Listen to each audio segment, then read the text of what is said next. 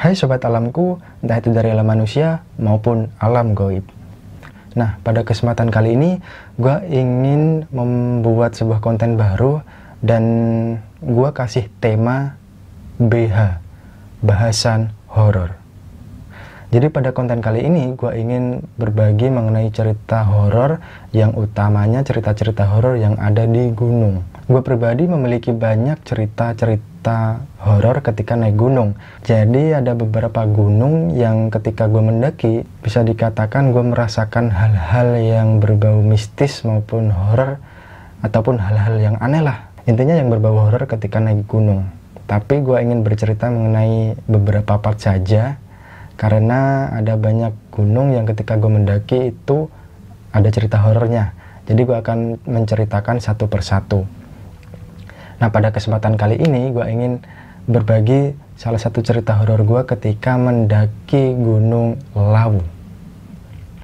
Oke, langsung saja gue ingin bercerita mengenai pengalaman horor gue ketika mendaki Gunung Prau.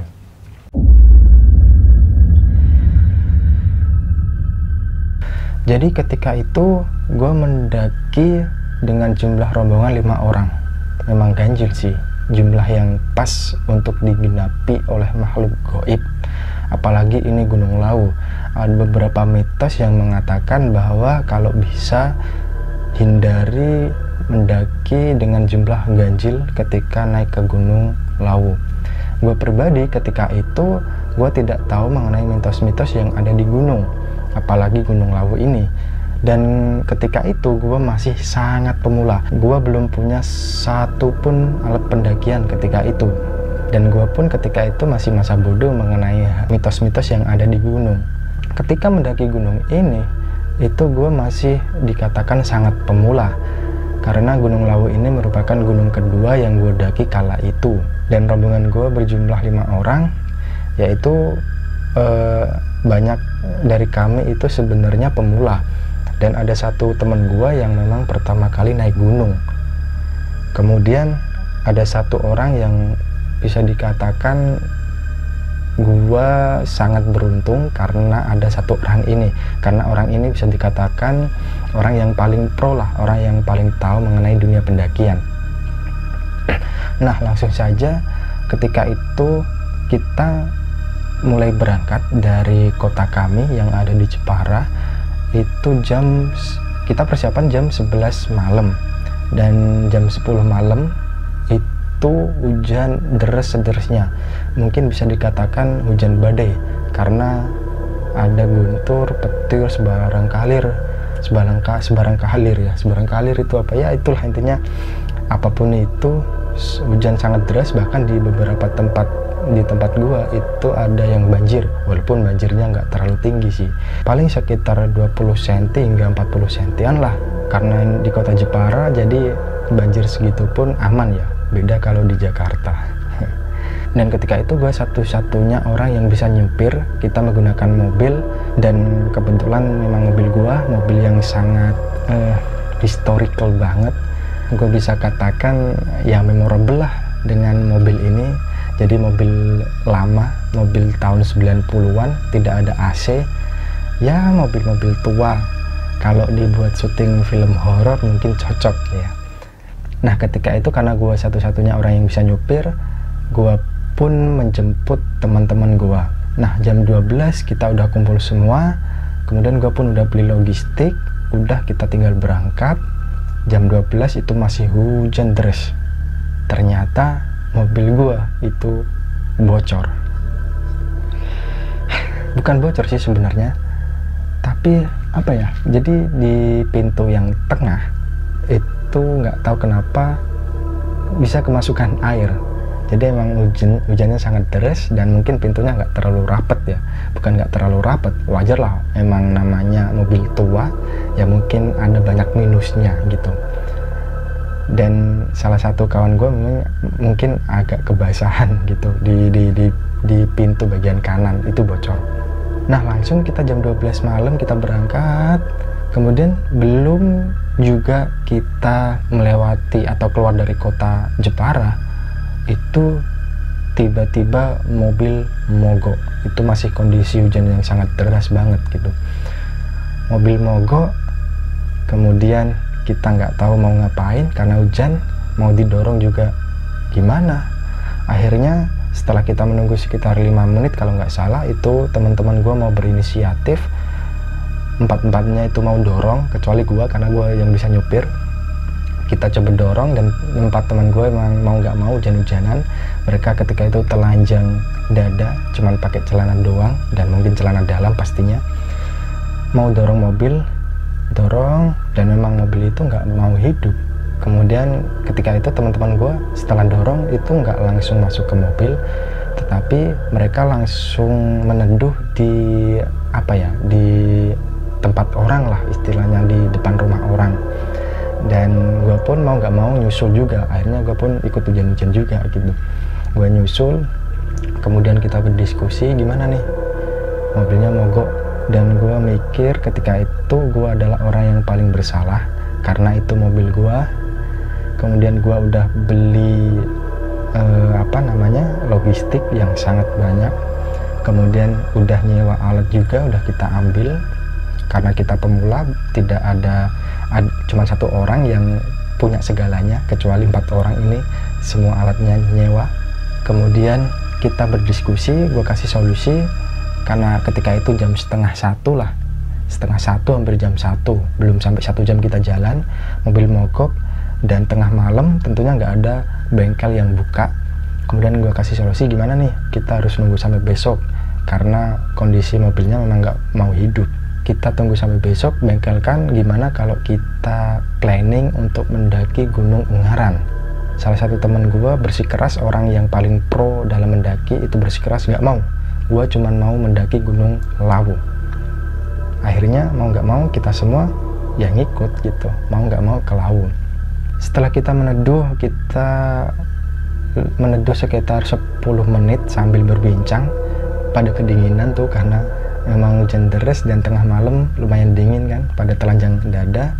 Kemudian gua berinisiatif, ya udah kita dorong sekali lagi, kalau nggak bisa ya udah kita tunggu sampai besok.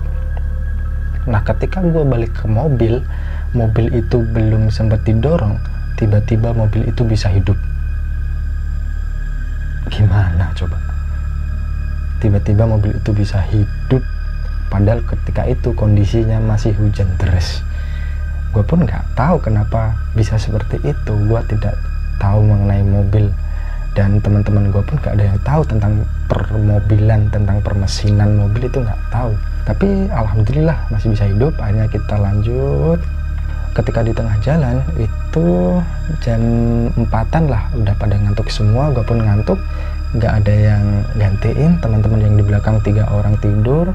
Kemudian salah satu teman gua yang jadi yang buka Google Map lah istilahnya, yang jadi penunjuk jalan juga agak ngantuk. Nah ketika itu gua pun ngantuk di jalan yang agak sepi. Untungnya gua dikit-dikit merem. Emang ketika itu bahaya banget sebenarnya. Ya alhamdulillah sih nggak terjadi apa-apa. Cuman ketika itu kita sempet salah jalur karena gue ngantuk, dan temen gue yang ada di sebelah yang jadi petunjuk arah itu ngantuk juga. Terus temen yang ada di sebelah gue itu bilang, "Loh Mal, kita salah jalur." Waduh, untungnya ketika itu salah jalur belum terlalu jauh. Akhirnya gue putar balik, gue menuju ke jalur yang benar lagi. Nah, kita jalan-jalan sampai di base camp itu jam 7 pagi ya. Tentunya nggak bisa langsung istirahat. Dan apalagi gua, ketika itu kita langsung sarapan, kemudian kita packing dan bersiap langsung trekking. Nah trekking kita mulai jam 10 pagi sampai kita trekking aman-aman sampai di pos 2, pos 1 dulu ya. Pos 2, walaupun siang hari ketika itu gue merasa agak merinding dikit, nggak tahu kenapa gue merasa merinding aja gitu. Dan setelah itu kita lanjut sampai di pos 3. Nah kita istirahat di pos 3, kita sampai di pos 3 itu jam setengah 3. Setelah itu kita makan, istirahat sampai sekitar jam 4:30, kita mau lanjut trekking dari pos 3. Tiba-tiba salah satu temen gua itu ada yang kedinginan, bukan hipo tapi kedinginan, karena masih mau ngomong, masih bisa gerak gitu. Salah satu teman gua ini memang belum pernah naik gunung, jadi belum terbiasa dengan dinginnya gunung lah. Nah ketika itu dia jongkok dan sedakep gitulah istilahnya, sedakep jongkok.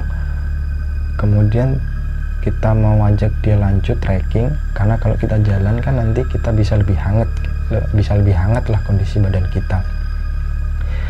Nah tiba-tiba dia nggak mau bicara, dia diam, kedinginan, agak menggigil dikit. Kemudian dia tiba-tiba bilang, aku mau turun. Waduh.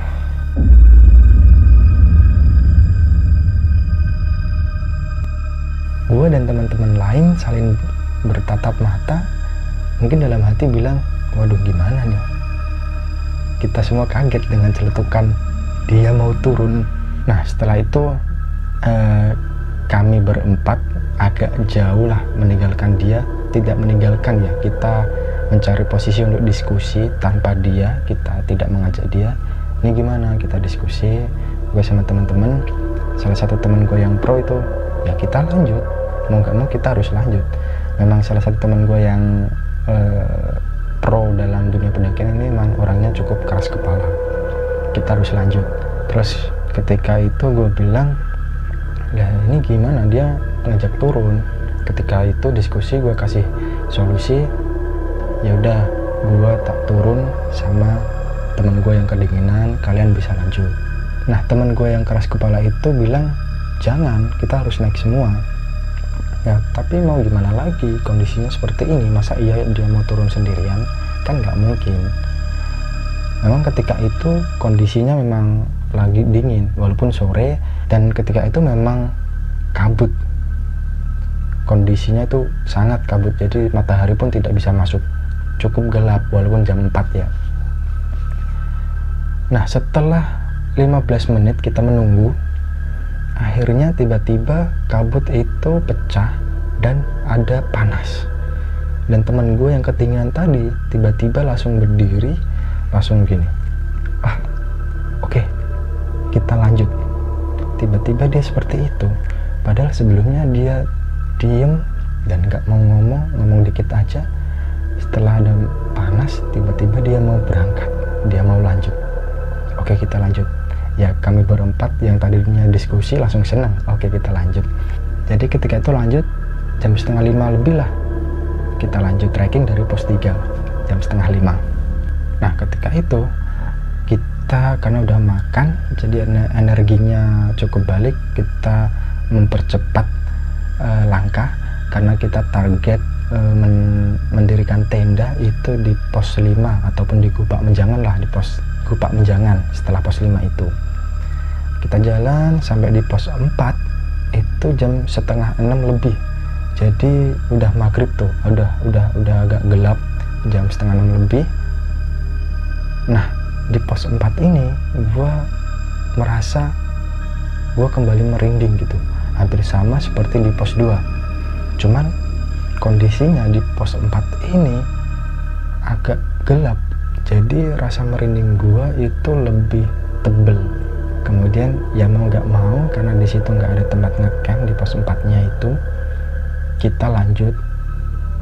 Dan ketika bukan tidak ada tempat ngecamp ya, salah satu teman gue itu bilang kita dilarang ngecamp di pos 4 gitu, katanya seperti itu. Karena gue gak tahu ya gue ngikut. Akhirnya kita lanjut, malam itu maghrib, nggak jauh dari pos 4 lah, mungkin hanya 1 menit atau 2 menit dari pos 4 kita lanjut.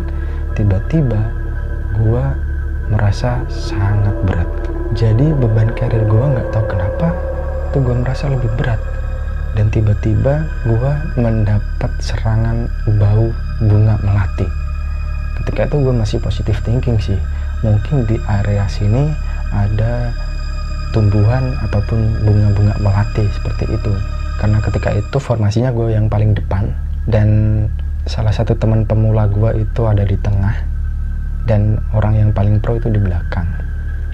Kita jalan, ketika itu gue nggak mau ngobrolin sama teman-teman ya, gue bau melati gini-gini, gue berat, karir gue tambah berat, gue cuman diam. Kita jalan, nah tiba-tiba salah satu temen gue yang pemula tadi itu bilang, bau apaan nih? Nah ternyata temen gue itu juga bau melati. melati.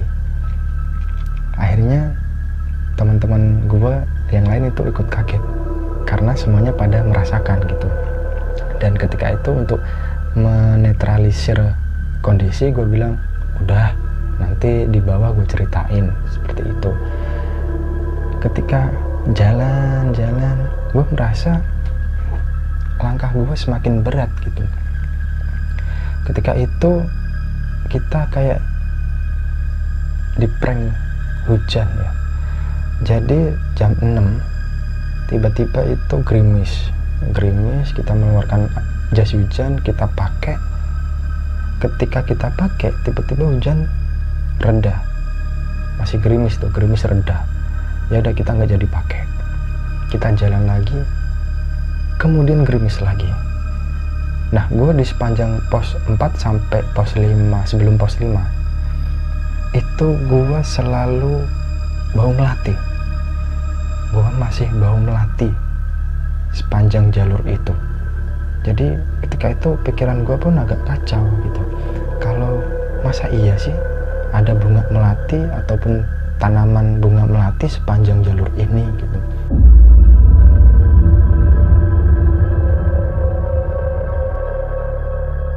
Nah, saking nggak kuatnya gue ketika itu, gue pakai buff.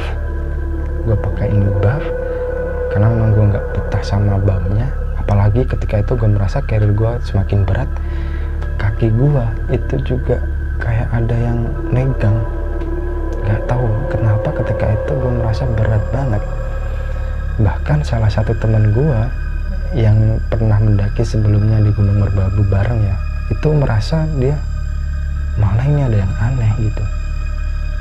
Padahal dia nggak pernah seperti ini, kok tiba-tiba seperti ini. Jadi ketika itu saking beratnya gue, itu gue hanya mampu 10 langkah berhenti, 10 langkah berhenti. Jadi memang nggak tahu kenapa berat banget gitu.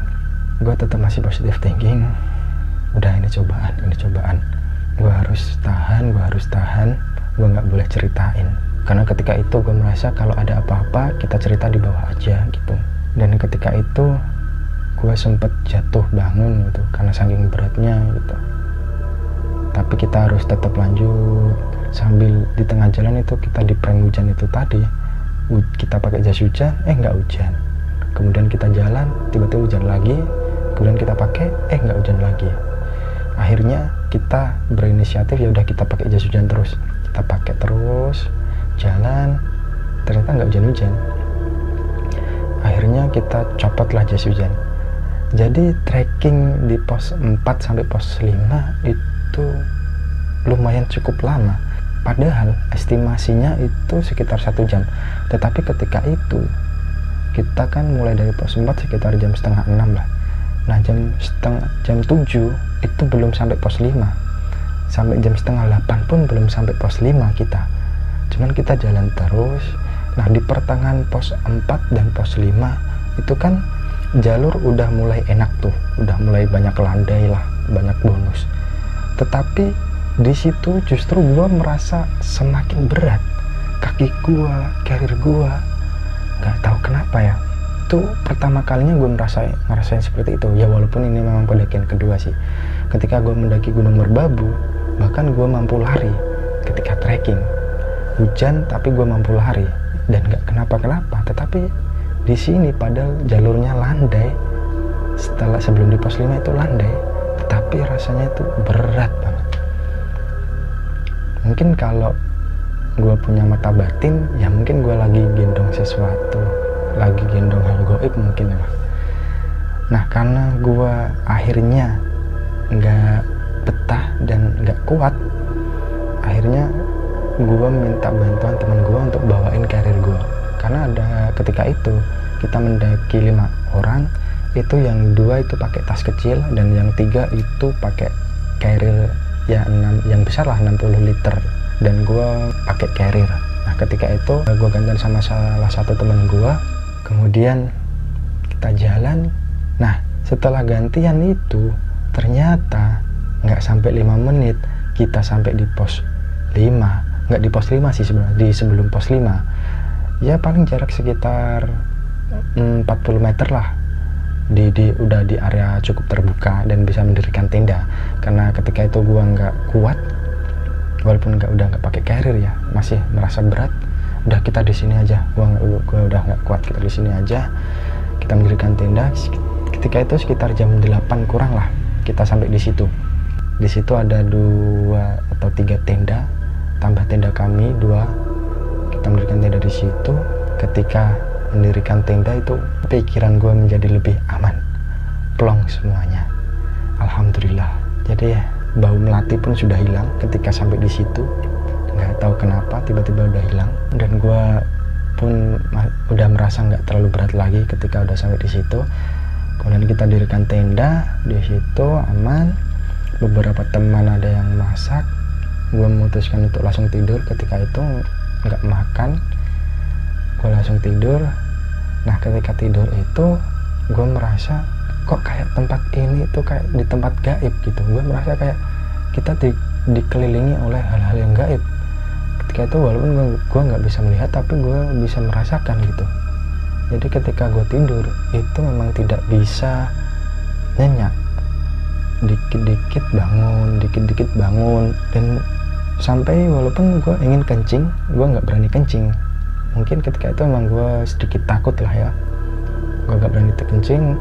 Walaupun gue bangun, gue tetap lanjutin tidur. Apalagi ditambah kalau kita di dekat bulat peperangan, itu kan suaranya tuh kan ngeri kan, hush hush hush, suara anginnya itu ngeri banget ketika itu. Jadi mungkin gue berpikiran yang aneh-aneh gitu ya. Sampai pagi kita bangun. Akhirnya ketika pagi kita semua bangun, ada salah satu teman gue yang bilang kita nggak usah summit ya. Kalau gue pribadi sih ya terserah teman-teman gitu. Cuman ada salah satu teman gue tadi yang keras kepala, enggak, kita summit, kita harus summit. Akhirnya kita summit lah. Ketika itu mulai summit jam 8 pagi kalau nggak salah. Jam 8 pagi kita summit sampai puncak itu jam setengah 10. Kemudian turun lagi sampai di tenda itu jam 12 kalau nggak salah. Jam 12 kita masak, kita makan, nggak terjadi apa-apa, alhamdulillah.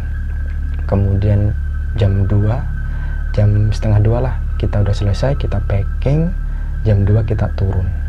Kemudian baru 15 menit hujan deras-deras-derasnya. Dan ketika itu walaupun hujan, kita lanjut aja, kita nggak pakai jas hujan karena pikiran kita udah pulang, udah kita lanjut pakai jas hujan. Turun di pos 4 itu udah rame banget.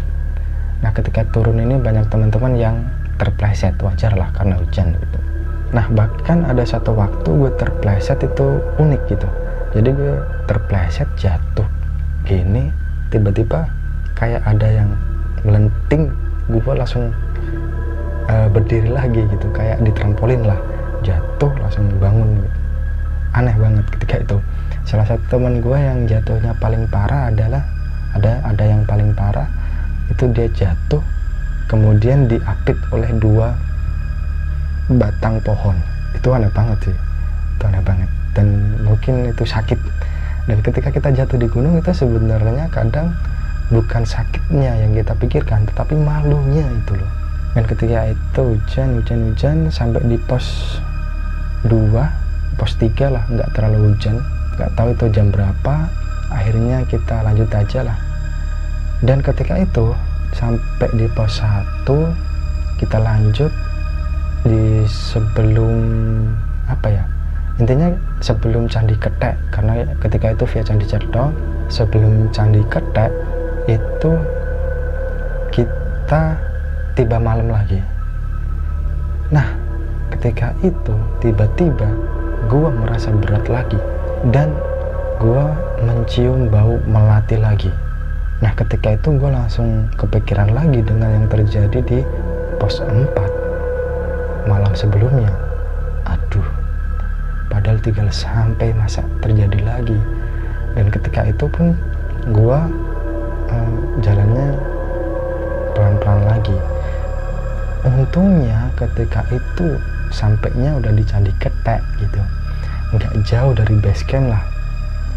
Walaupun gue masih nggak betah dengan bau melati ya ketika itu. Dan jalan gue pelan-pelan lagi. karena berat itu tadi, dan gue nggak mungkin ceritain ke teman-teman. Kita jalan-jalan, di satu waktu gue jatuh kelepak. Padahal kalau kita tahu di Candi Ketek sampai di base camp itu kan jalannya udah enak lah, tapi nggak tahu tiba-tiba gue jatuh keletek, masih bau melati. Mungkin saking beratnya gue nggak takut ya, gue nggak betah, gue nggak kuat, tiba-tiba gue jatuh keletek. Ya mau nggak mau kita harus memaksa lanjut, dan bersyukur sampai di base camp itu jam setengah 7, jam 7 kurang lah, setengah 7 lebih intinya.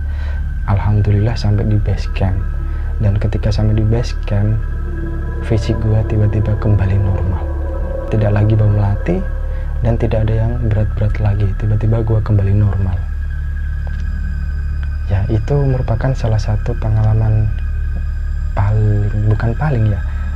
pengalaman horor gue ketika mendaki di Gunung Lawu, dan ini adalah pendakian kedua. Ya nggak tahu ya, mungkin teman-teman ada yang memiliki cerita yang sama, kalian bisa komen ya.